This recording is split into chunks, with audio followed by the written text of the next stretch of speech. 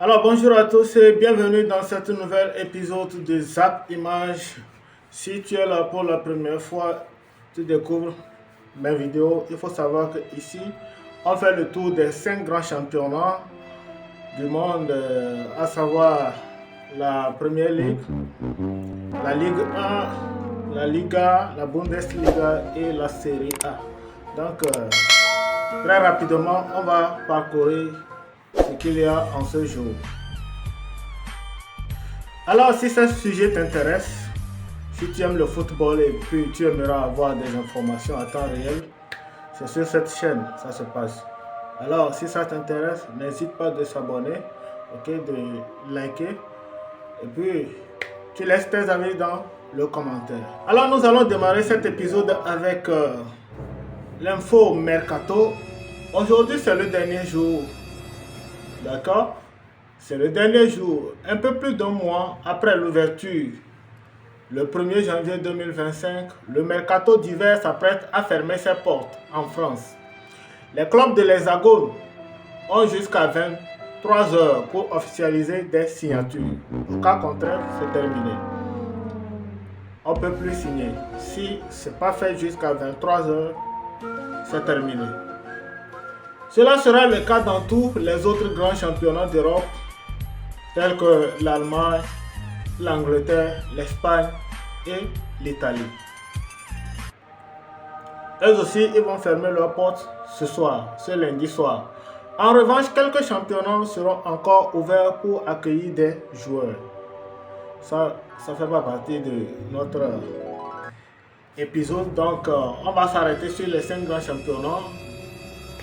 D'accord? Donc, c'est aujourd'hui la fin du mercato. Si tu ne signes pas aujourd'hui, c'est terminé pour toi. Tu ne peux plus.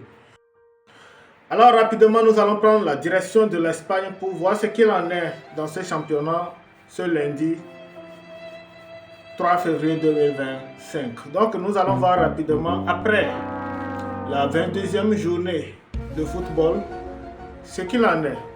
Donc, au classement, on peut voir le Real Madrid en tête après 22 journées de football.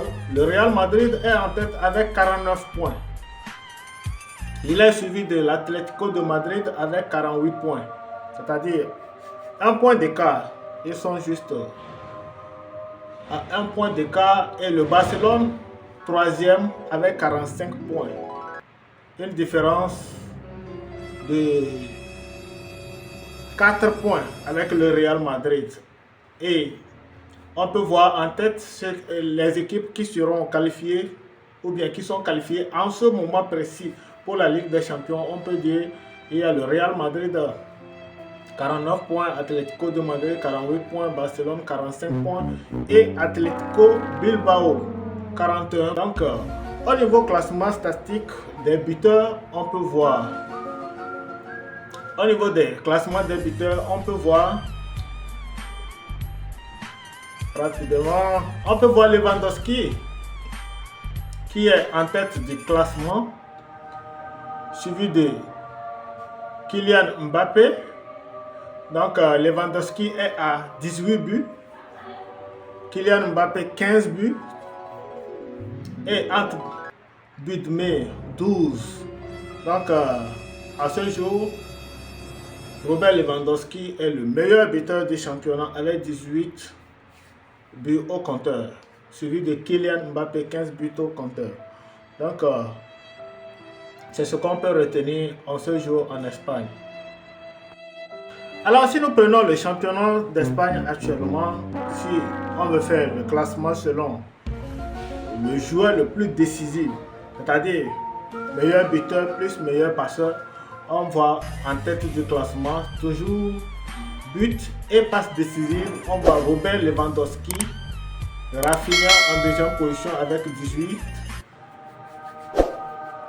Robert Lewandowski 20 et puis Kylian Mbappé 17. Donc, maintenant prenons la direction Angleterre, où Liverpool est toujours en tête du championnat avec 56 points après 23 journées de football. Et notons que Liverpool actuellement a un match en retard sur Arsenal qui a déjà joué 24 journées de football. Et puis voilà, Arsenal est à 50 points, soit une différence de 6 points actuellement, mis à part le fait que Liverpool a encore un match de retard.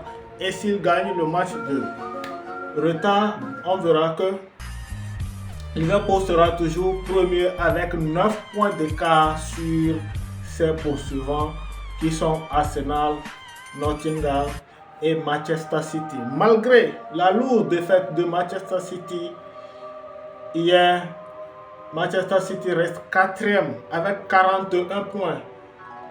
Mais il faut dire que Chelsea a un match en retard et a 40 points actuellement. Donc on peut espérer une victoire de Chelsea pour pouvoir monter au tableau d'affichage et occuper la 4e place en attendant que les autres équipes ne fassent de l'effort pour pouvoir changer le classement.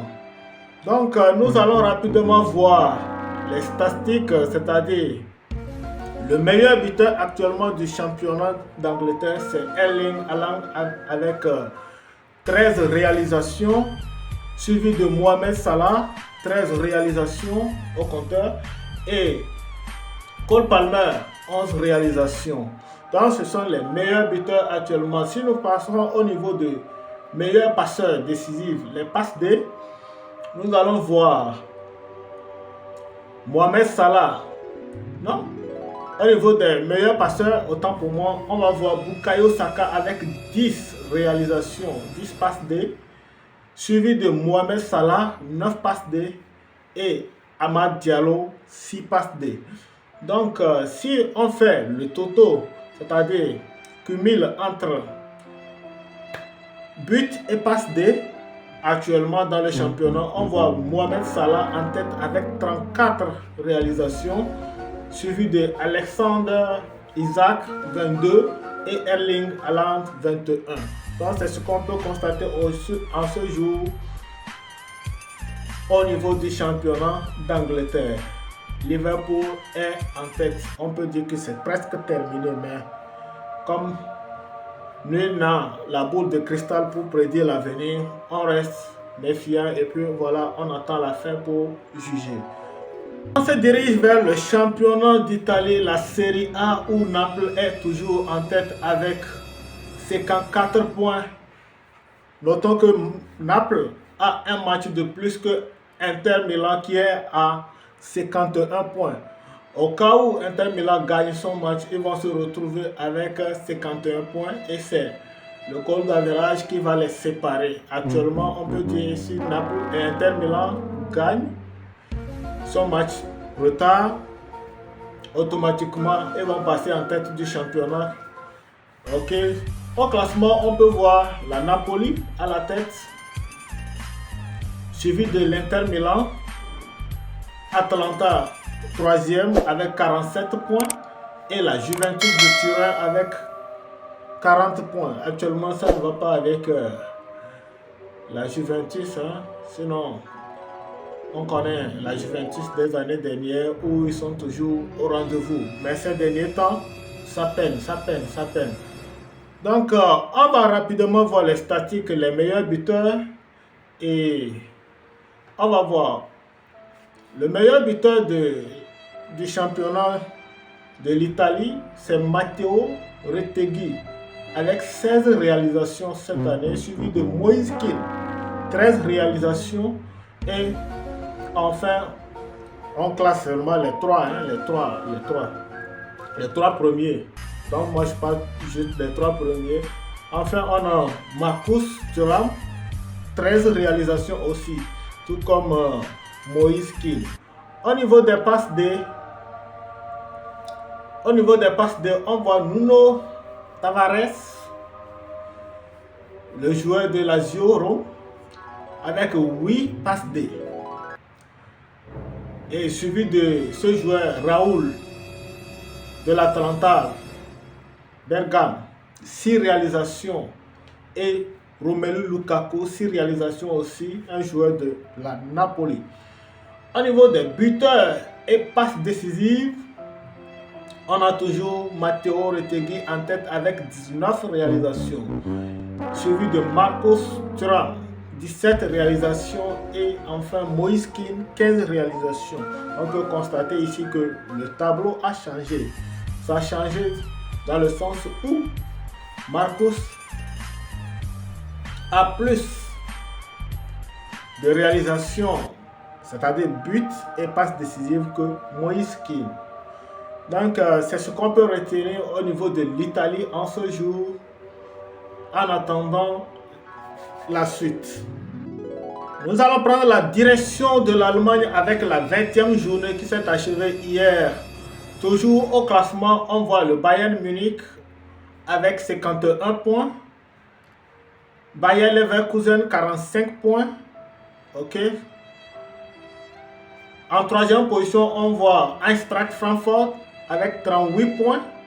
Suivi de Leipzig avec 33 points. On peut dire que ce championnat se joue actuellement entre Bayern Munich et Bayer Leverkusen, qui peut encore faire de l'exploit en gagnant encore ce championnat. C'est pas encore trop tard parce que l'écart qu'on voit actuellement, c'est juste l'écart de 6 points. Et un faux pas de Bayern peut le coûter très cher si le Bayer Leverkusen se gère. Donc rapidement, on va voir au niveau des meilleurs buteurs. Au niveau des meilleurs buteurs, on voit Harry Kane au compteur avec 19 réalisations, suivi de Omar Marmoush, 15 réalisations, et de Patrick Cech, 14 réalisations. On peut voir ces meilleurs buteurs qui sont en tête, tout rien que 3 Harry Kane, 19 réalisations, Omar Marmoush, 15 réalisations, Patrick Cech, 14 réalisations. Donc c'est ce qu'on peut retenir au niveau des meilleurs buteurs. Au niveau des meilleurs buteurs et passes décisives, on a Harry Kane toujours en tête avec 25 réalisations, Omar Marmoush 24 réalisations, suivi de Florian Wirtz 18 réalisations. Donc c'est ce qu'on peut retenir au niveau du championnat d'Allemagne en ce jour, en attendant la suite. Enfin, nous allons terminer avec le championnat de France, la Ligue 1, où on peut dire le débat est déjà clos. C'est déjà clos, c'est déjà joué. Où on peut déjà dire le PSG peut être sacré champion encore une fois, parce qu'au classement, on voit déjà en tête le PSG avec 50 points. L'Olympique de Marseille avec 40 points, soit une différence de 10 points entre le premier et le deuxième. Donc c'est déjà fini. Moi, je peux le dire maintenant, c'est déjà fini. Parce que 10 points de retard sur le premier à l'heure actuelle. 20e journée de football. C'est pas possible qu'on peut dire qu'il y en aura tellement de faux pas de PSG pour que l'Olympique de Marseille soit champion. En troisième position, nous avons AS Monaco avec 37 points, soit 13 points de différence entre le premier et le troisième. Donc c'est presque plié.